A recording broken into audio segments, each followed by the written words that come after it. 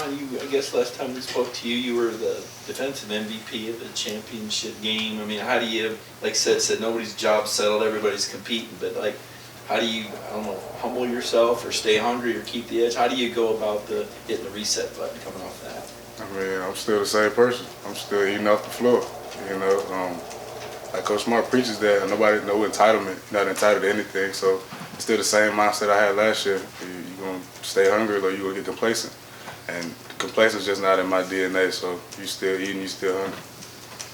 Obviously, you played at the Star last year. Is that where you're starting the spring, or are you getting looks at other positions? During the spring is always a time where all the DBs kind of rotate. You kind of get a feeling. We really just like learn. The more you know, the more value you have to this team. So we all get looks at different positions: safety, corner, star, whatever it is, whatever it takes in order to help this team get better. What have you seen from Smoke as he comes in and joins y'all's secondary group? Very, very handsy player. I love watching him play. Gets hands on receivers, very physical at the point of attack. Very quick and agile. He moves well. I think he's gonna make a great fit for our team. What's his spot in the secondary? Where is he playing? We all, like I said, we all kind of move around, so there's really no designated spot where he's really is. He's played in the star position. He's played in the corner position, so he's gonna continue to learn. The more he learns, the more positions he'll play.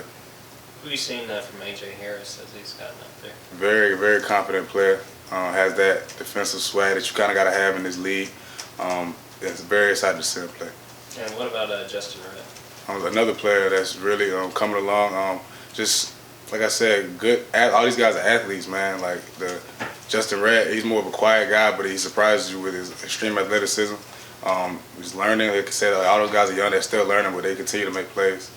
You had to study up on Dominic Lovett and Rah last year. Now I assume you've had a chance to go against them. What's been your impressions and interactions with them? As far as Dom, like my little brother, man, he was one of the first guys that, like when we came back, we was in the locker room and just topping it up. But very quick, very fast. Like I said, very agile, gets in and out of his breaks really good. A great route runner, knows how to play with his speed a lot. So I'm looking forward to seeing him play. And Rah, I haven't really got to guard Rah just because he's more so outside.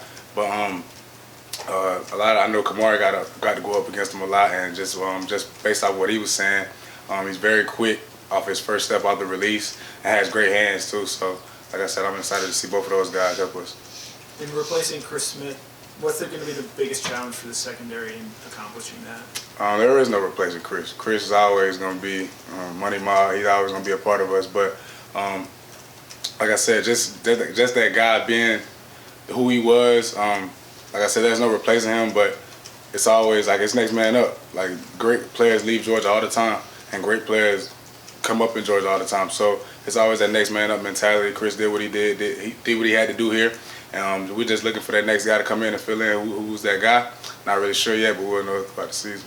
Along those lines, with Keeley leaving, what have you seen from the corners like Dalen, this offseason? Guys learning, eager to learn, man. Like I said, all this DB room, the team period, we still eating off the floor.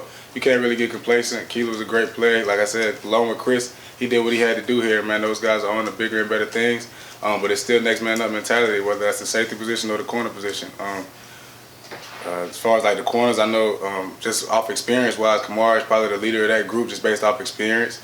And I know he's going to continue to lead them in the right direction. So, like I said, I'm excited to see all of them just compete and go hard this spring. What do you think is next for you? I mean, you're kind of known for your big hits, whether it was on the Florida quarterback taking him up pretty hard early or the hit in the championship game. I mean, where do you see yourself evolving to in terms of what you can bring secondary? Just keep learning, man. I got big goals and big plans for myself and for this team, and I just want to keep learning, keep growing. I feel like this is the best school to learn and grow from as far as the DB perspective, with the coaches that we have and the defense that we run. So just keep learning, man. I'm eager to learn. I come in here eager to learn every day, and with the coaching staff that we have and the plays that we run, I feel like it's going to happen. So just keep eating, keep learning, and really just have a growth mindset every day that you come to work. How about one thing I wonder about with a player like yourself that I mean, a lot of people knew who you were before last year, but now you're like a marquee guy in the league. What about that fishbowl and just, off the field, people recognizing you, people kind of, I don't know, watching you. I guess when you're a Georgia football player, they kind of know who you are. Has that changed your life, or is there more of a, I guess, awareness to all of it? I mean, you always just wearing this G, like we said in the room, this G is darn near just important as your last name. This G is very important, and people love and respect this G. And you gotta, it's an honor. It's an honor for us, man, to wear this G. So you gotta respect it, whether you on the field, off the field, and you just gotta do what you gotta do in order to just not bring a bad name to this G and to your last name itself. So you really just gotta watch what you do, watch your surroundings, and just keep your head forward. How valuable are these first couple of weeks for the early enrollees learning the standard and the expectations? It's huge, man, because that transition from college, well, from high school to college is big. It's big, and I know those guys are just, you know what I'm saying, their mind's probably going crazy, but it's a process, and I'm glad that they're here early, because I feel like that helped me in the long run, just getting here early, learning the playbook, learning the standard, learning like the way we do things here is different. But like I said, those guys are coming along, those guys are eager to learn, they come to work every day with a great mindset, and it's all going to take time, but they're going to get it. What do you remember about those first few weeks for you trying to kind of get Man, your head's spinning, man. Just the practice alone, it says a lot that we have to practice our practice. So just that, you know what I'm saying, mark alone is huge. I never even heard of anybody practicing a practice. Like, practice is always going to be practice. But, yeah, like, just knowing what a transition, the standard here is different, man. And just from high school, different. Like, in the SEC, it's different. It's tough. It's physical. And just getting those guys ready, you know what I'm saying, those guys are already great physically, but the mindset part of it is probably the biggest aspect. Do you sometimes look around and be like, man, I'm one of the old guys in this defensive back room now. Like, what's that like, sort of trying to take on that leadership role with guys like Chris? Yeah, me and Taki was just in the locker room joking about that, man. It was like, dog, we was just, me and K3, I'm sorry, me, K3 and Taki was just joking about it. We was like, dang, man, we really kind of old now. But, yeah, it's a privilege, man. I'm blessed to be in the position that I am. Just taking on that leadership role, it's an honor, man, and I don't take it for granted. And just want to lead those guys in the right direction, like the leaders that did that before me. I looked up to somebody when I first got here, and I just want to be one of those guys that, you know what I'm saying, be looked up to as the season goes along. Who was that you looked up to when you got here? So Lewis Singh, Chris Smith, Darian Kendrick, Quay Walker, N'Kobe Dean, like the list goes on. Those guys paved the way for guys like myself and said, and like the standard is gonna be the standard. When me and Seth leave, the standard's still gonna be the standard. I feel like that's the best part about this organization is that the standard doesn't change, the people do. So yeah, just those guys that led before me, just trying to give the best look I can. In the national championship game, the first half, 2 interceptions, fumble recovery, then you hurt your shoulder and you're not able to come back. And one, is your shoulder doing okay? Was that just needing some rest? Yeah. Have you ever played that well, and what kind of confidence does that give you in a national championship type game, going in the off season, going to be a bigger leader for this team to have that kind of a performance at that point in the year? As far as the first question, shoulder's fine. I just needed, you know, just some rest. A long season SEC play, you get dinged up, and that's the beauty of our training staff. They do a tremendous job of helping us, just doing what needs to be done and telling us the things that we need to do in order for us to be fully rested and fully recovered.